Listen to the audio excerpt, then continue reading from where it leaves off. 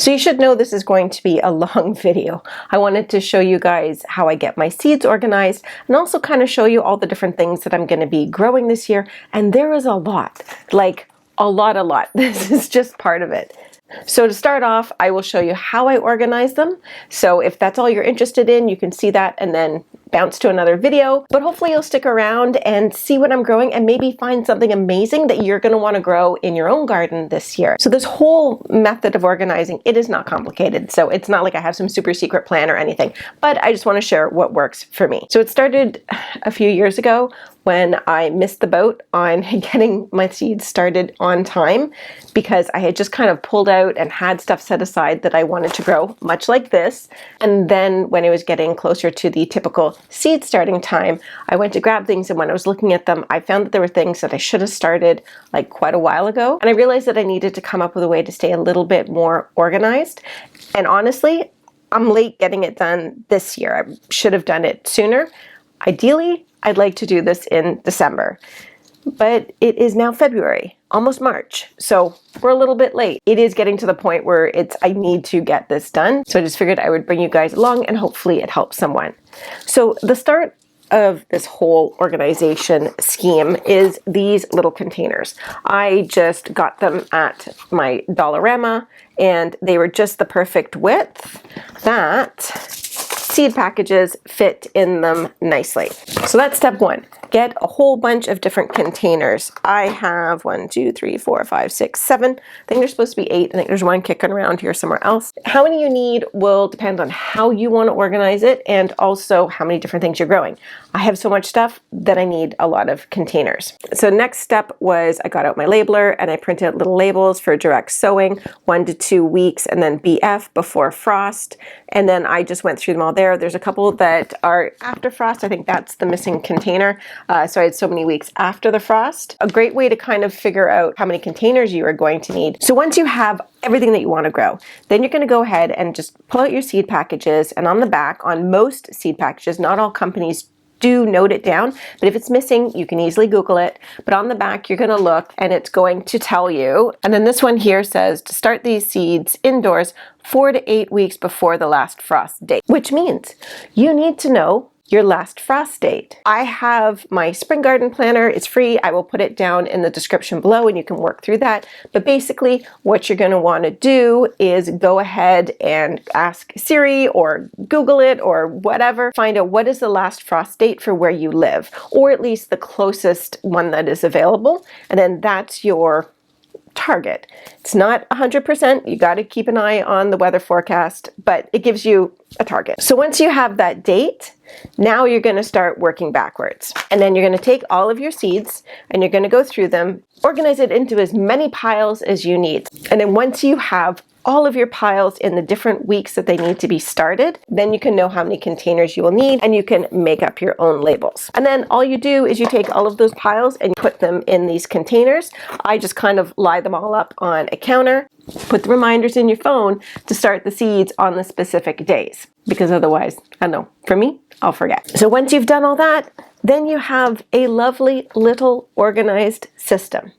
And that is what I'm going to do now here with you guys. So I can get rid of this chaos and have it be nice and organized, and I can actually get things started. Like I said, I know I'm kind of late on a few things. There was some lemongrass kicking around that I should have already started. So I will set those to the side and I will get on those lickety split. I talked about this in the onion starting video, but my thing for this year, and I just hope that this can help some people, but it's good, better, best. There is no one right way for the most part to do things in gardening, and you will see people that are like, this is how you have to do it. It's not. People are in different places. People have different gardens. People have different limitations, different climates, different pests, different everything. There might be a better way you could do something, a good way you could do something, and the best way you can do something. Don't stress yourself out, because this is supposed to be fun. We're supposed to enjoy this. Best would have been if I had got this organized in December, which obviously I did not. Better would have been if I'd done it in January, and good is doing it now before we hit March. So with that said, I'm going to get organized here. So I'm going to set up all my containers in front of me, and then I will go through each seed and we'll see when it needs to be started, and I will show you guys what it is. But in terms of the system of how to actually do this, that's pretty much it. Pick out all the seeds that you want to grow this year, figure out what your last frost date is, put all your seeds into piles based on when they need to be started, based on your last frost date, and then get some containers, label them, put your seeds in, reminders in your phone, bing, bang, boom, you're done. But if you like seeds as much as I do, and I'm pretty sure you do, if you're here, then let us go through the plethora, great word, of seeds that I will be growing this year. If this is your first time here, hi, I'm Kiri, and if this is not, welcome back, plant nerds, and let's take a look at some seeds. First one, it is the Purple Lady Bok Choy, and this one right off the bat very helpfully says, best planted in cool spring or fall conditions, sow in place. So this one is going to go into my direct sow bin. Next, we have this Shanghai Green Choy, and this one is a sow in place as well. I think we're gonna have a little bit of a trend here because this Milk Bok Choy is the same thing, sow in place. We got one more. What do you think chances are that this is? Sow in place. This one is the Sushu, oh my god, I butchered that, Baby Bok Choy. I'm going to be growing a lot in my green stocks this year, and this is one that I'm going to try here. It's another one that I actually grow a lot indoors hydroponically, but this is the Tom Thumb lettuce. This one is really tiny. It's absolutely adorable. Best grown as a spring or fall crop in most areas. So I'm just going to set this one aside and see if any of the other lettuces specify more. Honestly, I usually just start them in a cell tray and then pop them out, but we'll see if anyone gives us more detail. The Little Gem, this is another one I grow indoors hydroponically a lot, but it'll go out in the green stock this year. This one's a teeny tiny romaine lettuce. Then we have the Ice Queen. So this is kind of like a really iceberg lettuce. It's a French heirloom. Then this is why I love Baker Creek. Honestly, most of my seeds are from Baker Creek, but I do have West Coast seeds and my gardener, Renee's Gardens. I have a smattering of other ones. Paris Island Cause. But this one was one of the free seeds that I got, which is awesome. I love that they do that. You have to order a certain amount, but if once you get to the next level, you get another free seed. So you can get multiple free seeds in a single order, which I have many, many times. And I just did a seed haul from Baker Creek. I will put that link to that one up above if you want to check that out. Next, we have an MI Gardner one. This is the Black Seeded Simpson. So on this package, it says to start indoors 4 weeks before transplanting. So we will grab all of the lettuces and we will put them in the 3 to 4 weeks before frost. Next is the Thai Sweet Basil. So this one says that it can be just set out after last frost date in the spring. Again, we'll set this one aside. So don't stress if you find one variety that doesn't kind of indicate when you should start it. The world will not end if you don't start these particularly on time. Now, of course, there's always a caveat. There are certain varieties that need a specific length of time in order to reach maturity. So if you live somewhere with a shorter growing season, I think mine's about 140, 150 days. If I was to start seeds too late that say needed 120 days and I'm starting the midsummer, well then it's not going to work. I'm not going to get to my harvest. But for at least shorter growing things, you're going to have more leeway. And then it's also important to remember that certain things prefer certain conditions. So lettuce is one that prefers cooler temperatures, so it's best grown in the spring or later into the fall. It's not going to do too great in the summer. It's going to bolt and go to seed very quickly. That's what bolting means. It just puts up a flower stalk and will give you seeds. But even if that happens, that can still be an opportunity to save some seeds. So not all is lost, and give yourself room to learn and don't overstress. I am someone that is completely prone to analysis paralysis, and many, many times that has stopped me from doing things. If you are the same, again, good, better, best. In my opinion, it's better to try and fail than get so overwhelmed and not even try at all. So just don't beat yourself up if something doesn't work. It doesn't mean you have a black thumb. It doesn't mean you're a terrible gardener. It's probably just some piece of information that you needed that you didn't have. We all grow in our garden, which funny enough, made a sticker of grow in your garden. Because it's true. You do. You learn as you progress. If you're interested All of my stickers are in my Etsy shop, and I'll put a link down below. Next, we have a Renee's Garden. So this is a Profuma di Genova basil. This is an Italian heirloom, 4 to 6 weeks before the frost. So we will grab the other basil and we will put it in the 4 to 6 week box. This one I actually got from a seed swap. This is the lemon basil from Baker Creek, and it seriously has such a lemony flavor. Same for the lime basil. I was honestly surprised when I tried it for the first time, because I thought, you know, sometimes they say things like if you're trying wine or some of these other things and it says like it has all these aromas, and I'm like, oh, it tastes like wine. But this one actually really does taste like lemon. It's really interesting. Another Baker Creek. This was a free seed back in their old packaging. This is the dark purple opal basil. Then we have a iceberg lettuce. This is a bicolored iceberg lettuce. This is the Pablo lettuce from M.I. Gardner. That will go 3 to 4 weeks. It's so nice just having everything organized, and now I know that things will be started on time. Next, a free seed. This is the Landis winter lettuce. It is a Pennsylvania Dutch variety, very cold hardy. So this one would be one that would be great to plant like for your fall garden that's going to go into winter. And that's one thing I am so excited about. I got a pipe bender from Indoor Farmer. It's actually a Bootstrap Farmer one that I got from Indoor Farmer, but I'm going to be putting hoops over my raised beds, and I'll be doing whole videos and showing you guys how I'm doing that, because I really want to extend my growing season further into the winter, and then I will benefit from that next spring when I can plant stuff out earlier, because basically I'll have little greenhouses. Next, we have the Merlot lettuce. This is a beautiful red frilly leaf lettuce. This one was kind of neat. This one I got as a free seed. This is the Yeticule lettuce. This is an ancient variety that's been grown by urban farmers near modern day Istanbul, Turkey since Byzantine times. I mean, the history on these heirloom seeds just totally gets me nerding out, because I love the stories. I just love knowing that something that I'm growing has been grown and cared and stewarded for so long by different people throughout the ages. It's like just incredible to me. Way cooler than just going and getting some random lettuce from the grocery store, in my opinion. Next, we have this gorgeous Lola Rosa lettuce, and it's a very curly leaves. One of my favorite lettuces. This one is from West Coast Seeds, and this is a Butter Crunch. This is probably the 3rd video that I've gushed about this lettuce, but honestly, I love it that much. The leaves have a buttery texture, and if you haven't tried it, I would suggest you try growing one of these, because they're great. I even have itty bitty baby Butter Crunches. These ones are the Garden Babies Butterhead lettuce. Again, these ones I'm going to be growing in my green stock, but I also grow them indoors hydroponically. There's the lemongrass that I was supposed to have already started a long time ago. So we will set this into the start as soon as this video is done being filmed pile.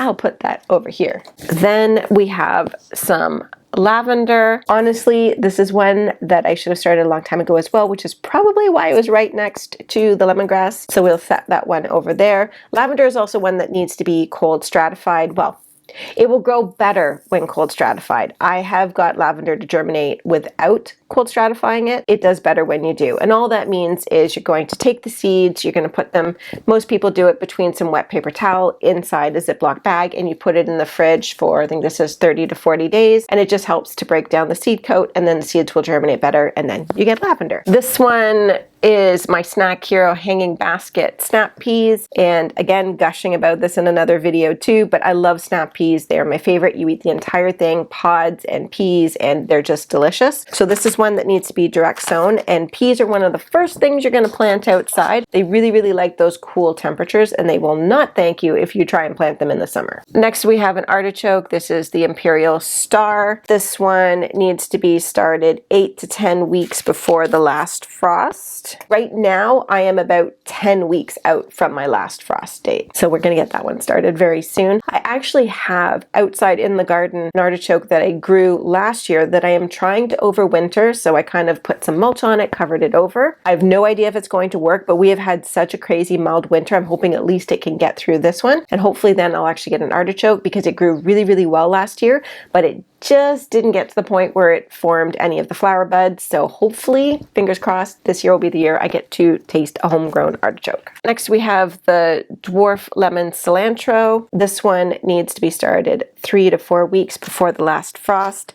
If you have struggled to get it to germinate, what you can do is you can take the seed pod. There's actually 2 seeds in each little round ball, and you can just push it gently between your fingers. Usually that works, and it will snap open. And then you'll have the 2 halves, and then you can put those in, and that helps with the germination. Then we have some thyme. This one wants to be planted outside. You can surface sow in early spring, barely covering the seed. So this is going to be one that needs light to germinate, or you can direct sow in the garden 2 weeks before the last frost date. I've also started these indoors and moved them out, but I will put that in my direct sow bin. Then we have some of the Thai holy basil, also called tulsi. So this one is actually, you'll notice it if you look at the seeds. These ones look more like poppy seeds.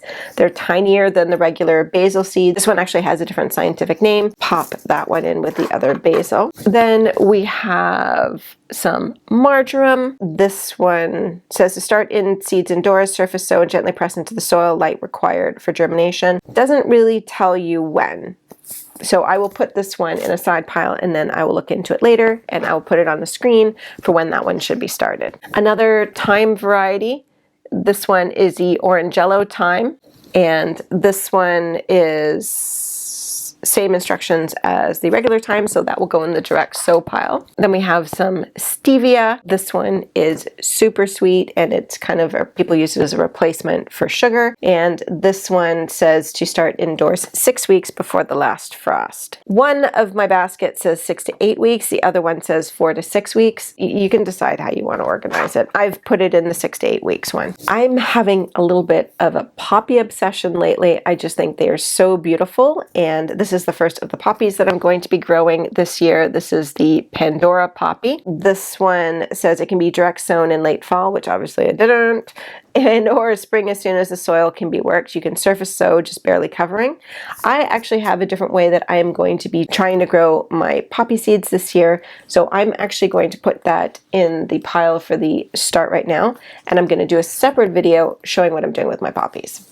Another poppy, this is the Falling in Love poppy. This one's not in a very exciting seed package. I'll have to put a picture of it on the screen, but this is the Amazing Gray poppy, and it's almost like a purpley gray, and each one's a little bit different. Okay, this one's kind of neat. So I have the Giant Rattle poppy, and this one's actually a bread seed poppy, so you can actually save the seeds and use them for baking. This is some melon. I have never grown this before. I just fell in love with the color of this one. I thought it was so beautiful, and it says that it normally goes in a cottage garden, and I love, love, love an English cottage garden, so obviously I needed to get these seeds. And this one is also a perennial. That's awesome. Plant it once, and then hopefully it comes back the next year. This one is another one that's going to want to be surface sowed in the spring, so we'll put that in the direct sow. Then we have this Summer Jewels Red Salvia. I grew a pink variety last year, and it was just so cool. They look to me like some sort of like sea creature. I'll put a picture on the screen of the pink ones that I grew last year. And this one is 6 weeks. Then we have the Hungarian Blue Bread Seed poppy. These ones I got introduced to for the first time last year. These are some moss roses. So this one says surface sow and to keep it warm until they sprout. I'm just gonna make a call, and I'm gonna start this 3 to 4 weeks before the frost, and I'll see how they do. And if they don't do good, then I'll change the time that I start them next time. I'll probably also Google it. Then we have some of this Carousel Mix foxgloves, which should call out that foxgloves are toxic if eaten, including the seeds, everything. So just so you know, so are sweet peas, in case you didn't know. So if you're growing sweet peas, make sure they are far away from any other peas, because even if you know, somebody else in your garden may not. So this one says start indoors early. The should have already started pile for that one. So next are some larkspurs, and they want to be sown in early spring as soon as the soil can be worked, so those will go in the direct soil bin. Then we have some calendula. This is the Pink Surprise.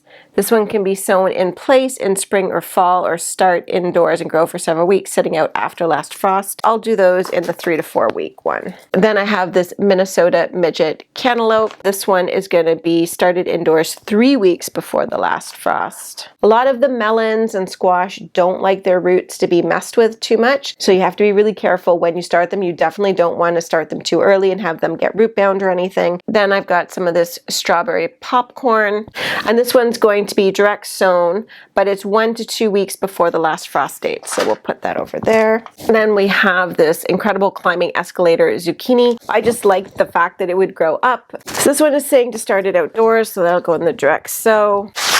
Have another corn. This one's a sweet corn, the Art Verrell's white corn, and this one is supposed to be good for northern gardens, so this one's 1 to 2 weeks before last frost as well. Next, I have a bunch of carrots. This one is the Purple Dragon, and all of the carrots are going to be direct sown, and I'm going to be doing a special video on how I plant my carrots that I found has helped increase their germination. I also have the new Kuroda carrot. I have the Cosmic Purple, the Longue Song, some Lunar White, the Chantenay Red Core, Bolero carrots from West Coast Seeds, Napoli carrots, have some more scallions. These ones are the Ramrods. These super cool looking red beard ones. Love how vibrant they are. Then we have some nasturtiums. These ones are going to be direct sow as well. And the nasturtiums are super cool because you can eat the flowers, the leaves, and the seeds. I also have this Bloody Mary nasturtium. I also have this orchid cream one from Baker Creek. This is the first of the tomatoes, the Magic Mountain Campari, and this one's going to be 5 to 6 weeks before last frost. I typically don't start my tomatoes until April. That's just my thing. That's what works for me. I have started them sooner because everyone's like, oh, it's February and we can start our tomatoes. And then I did that and they were huge and leggy and they were just unruly. So I prefer to start them later and then put them out a little bit smaller. And I just found they grow better, but you do you. We have the Lazy Housewife pole beans, and these ones are going to be a direct sow. Sugar and snap peas, those ones are going to be direct sow as well. It's kind of nice having stuff that's direct sow, then you don't have seedlings taking over your entire house, which is what happens to me because I have them everywhere. So it's nice to have some that can just be started right outside. Ozark Giant, this is a sweet pepper. I've already started my hots. This one's is 8 to 12 weeks. Some purple tansy, and the bees just love these. Those are going to be direct sow. Watermelons. These ones, it says, like to be started outdoors, so that'll go in the direct sow. This is the Royal Golden Watermelon, and I thought this one was neat because the rind turns yellow when it's ripe. So you don't have to guess, because one of the things that sucks with growing watermelons is if you think it's ripe and you pick it and it's too soon, then there's no going back. It's not going to keep ripening. So these ones, there's no guessing. The Sweet Siberian Watermelon. This is a cool one from Northern Wildflowers. They're in Ontario, and they specifically have varieties that are suited to northern climates. I have this one, the Clay County Yellow Meat Watermelon, direct sow as well. And honestly, I have no idea where all these watermelons and all this stuff is going, but actually I saw a good meme about that the other day. I'll put it on the screen. Yeah, these are what I want to grow. We'll figure out where I can stick them later. Then we have the Silver Yamamoto watermelon. This is a Japanese watermelon, I believe. Then we have these Burley little butternut squash. Dew d'Espagne sweet peppers. They're really big, and those are the 8 to 12 weeks. Ajvarsky peppers, really excited to grow these ones. They're a Macedonian roasting peppers, so those are 8 to 12 weeks. We have the Straight 8 cucumber. This one is going to be direct sow. These gorgeous Black from Tula tomatoes. These ones are 6 to 10 weeks. And this whole process goes a lot quicker with your own seeds if you're not talking about them the entire time.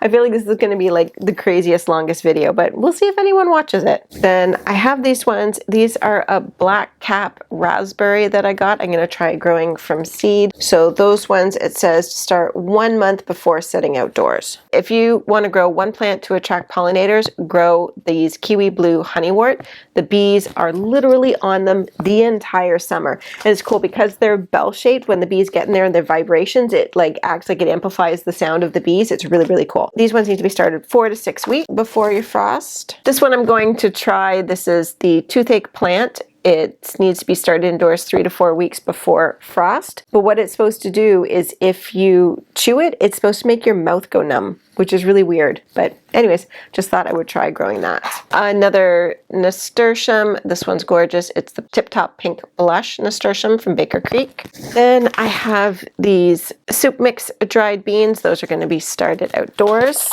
We have the Hopi turquoise corn 1 to 2 weeks before last frost. The honey nut squash. They're like a tiny butternut, so I'm going to do those 3 to 4 weeks before last frost. Kabocha winter squash. Do those 3 to 4 weeks before. We have these Pizza My Love peppers, and those ones are going to be started 8 weeks before. Another tomato, the Costoluto Genovese. This one's 6 to 8 weeks before frost. And even among the tomatoes, and actually the next one is different, but they will start at different times. So we've had a few so far that have been the 6 to 8 weeks, and this Kellogg's Breakfast says 6 to 10 weeks. Then we have these Chinese string eggplants. They're 8 to 12 weeks. And then we have these Little Prince container eggplants, so put those with the Chinese string. Just one more tub to go, guys. I wonder if anyone is still here. Hopefully you are. If you are still here, let me know down in the comments that you're still watching. And thank you for hanging out with me as I go through all my crazy seeds. Next, we have the California Wonder Pepper. Those are going to be 8 to 12 weeks. The Etudia pepper, same time, and this one has a little bit of a citrusy flavor. Another pepper from Northern Wildflower. This is the Tequila Sunrise, so that's going to be the 8 to 12 weeks as well. Cool Customer Pickling Cucumber, so we'll do that one as a direct seed. Thornburns Terracotta Tomato, this one's 6 to 10 weeks. The Paul Robeson Tomato, this is 6 to 10 weeks as well. And this one's supposed to have like a smoky flavor to it. It's amazing how much different variation you can have in tomatoes, especially when you're growing them at home. And when you pick them in the middle of the summer on a warm day when they've had the sun on them and the sugars are all concentrated, especially if they haven't been watered in a few days, it's just so amazing. We have these little baby spaghetti squash. These are really nice because they're kind of like a single serving, and we'll do those 3 to 4 weeks. Just another nasturtium, the Alaska Red, which has got a beautiful variegated leaf. These are my actual absolute favorite carrot. These are the Uzbek Golden. I absolutely love these. Going to do some of these Mammoth Gray Striped Sunflowers, and they'll be direct sown outside, and they get really massive. I'll put a picture on the screen of one that I grew that was like the biggest one I've ever grown. I'm so proud of it. So I'm going to show it to you guys. Then we have these wild nodding onions, and those ones need to be cold stratified, so I'll put that in that bin. We have some echinacea. This is the green twister. This one is 6 to 12 weeks before frost date. I'm gonna grow some of this cherry vanilla quinoa. This one needs cool conditions and tolerates light frost, so it's gonna go direct sow in the very early spring. This one is a Mexican torch sunflower. It honestly brings in bees, it brings in monarch butterflies, it brings in hummingbirds. It's not my favorite one to look at. They've got really, really long stems, which are actually kind of fuzzy, and not very big flowers, but it just brings in so many pollinators. Everything loves it that I grow it every year. And this one's 3 to 5 weeks before frost. Have a couple of beetroots, and they're going to be sowing them 3 to 4 weeks before last frost. I like to multi-sow my beetroots, so in each cell container I'm going to do about 3 or 4 seeds, and for me they just grow better that way. First we have the Chigoja beet, which is super cool with the rings on it. Then we have the golden beet, which is a little less earthy in flavor. Got the albino beet. And then I also have this Badger Flame Beet from Row 7 Seeds, almost specifically bred to have very little earthy flavor. I know beets are good for me, but I don't love eating them. I honestly grow most of them for my dad, but this one I grow for me. This is a cool pea, the Sugar Magnolia tendril pea, and it literally has tendrils like that. They just make me smile, so I grow them, and they taste good. This one is one of my favorite sweet peppers, the Lesia pepper. I use it to make my red pepper jelly, and it's so good. They're super sweet. So that one is 8 to 12 weeks. I'm actually going to try and grow some chia. This is the black chia. This one is to be direct sown after last frost. I have the super cool Kajari melon. Then I have my favorite melon, the Charentais melon. You can smell them when they're ripe out in the garden, and you can't really get these outside of France because they're super delicate. Like, they will split if they get too ripe. I also got these cool little rainbow sherbet watermelons. These ones are super tiny. They're going to be 3 to 4 weeks. Lavender Queen butterfly pea. You can use these to make a tea, and then if you put lemon in it, it actually changes the color, which is pretty cool. So I think if you use, this is the lighter color, but there's a blue one, and if you put it in, it makes it very blue, and then I think it turns it pink when you put the lemon in. You're just going to sow these outside. For these ones, it does say that you want to soak them overnight, and you also want to scar the seed coating to try and break it a bit because it's got a very hard seed coat on it. Chocolate cherry sunflowers. They're gorgeous. The heads on them aren't super big, but they're so pretty. This is my favorite tomato. This is the Lucky Tiger tomato. Honestly, these very rarely even make it in the house. I just eat them in the garden right off the vines while I'm outside. So that is 6 to 10 weeks. I have these lemon drop watermelons. Those are going to be 3 to 4 weeks. I have this squash. This is the Moranga squash. It's a Brazilian one, and it's actually used to make a soup. And that was actually the reason that I ended up getting these. I found the recipe for the soup and then saw it use a specific type of pumpkin. I'll put the link to the recipe down below. I haven't made it yet, but this is the year I make it. Mandarin cross Japanese tomatoes. So those are going to be 6 to 8 weeks. And for the first time, I'm going to try growing celosia. I've never grown it before. This one says 3 to 4 weeks. So I'm super excited to try that. I have a couple of different colors. Oh, here's another one. I also have the flamingo pink. I have 2 different varieties of cilantro, and those are going to be 2 weeks before the last frost date. Again, crack them between your fingers if you've struggled to get them to grow. This I grew for the first time last year, the Kiss Me Over the Garden Gate. It is so vibrant and so pretty. This one's going to be a direct sow. It also says it's a perennial. And I actually had on this one a green metallic sweat bee, I think it was. It was really cool. I have this North Georgia Candy Roaster squash, and this one's going to be a direct sow when the soil is workable. Dwarf Werra tomato, 6 to 8 weeks. This one's pretty cool. It's from New Zealand, which is where I was born, so I can't wait to try this one out. Sun Gold tomatoes, these ones are 5 to 6 weeks. These ones are a hybrid. I only have 2 hybrid tomatoes. The Campari tomato from West Coast Seeds was a hybrid, and this one, Sun Gold, is as well, but these are the sweetest tomatoes I've tried so far. Next, I have this Prairie Smoke from Northern Wildflowers, which I'm really excited to try. I've never grown this before. This one requires cold stratification as well. I also have this 1500-year-old cave bean, which has a pretty cool story. Word on the street is that this was found in a pot in a cave, sealed with pitch, and then when there was carbon dating done, it said it was about 1500 years old, and they were able to take those seeds and actually get them to germinate and to grow, and that's where these ones came from. So I'm going to be trying these for the first time. I have some of these wild lowland blueberries, and those ones need to be cold stratified, so I'm going to be started those soon. So you have the lowland blueberries, which is those ones, and then most of the blueberries that you get like at the store that you're going to buy, or the plants you buy, are going to be the high bush blueberries. The lowland blueberries tend to have much smaller. They're the ones you usually see sold frozen as wild blueberries. That's them. So these are potatoes.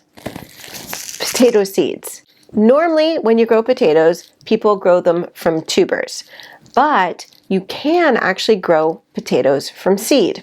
I'll put a link to my YouTube short on the true potato seeds, but that's what they are, and the seeds are actually what is used to make new varieties of potatoes. I'm going to try growing some of these. And then we have the strawberries. I have the hot pink ones, so these ones actually have pink flowers, and those ones need to be started very soon.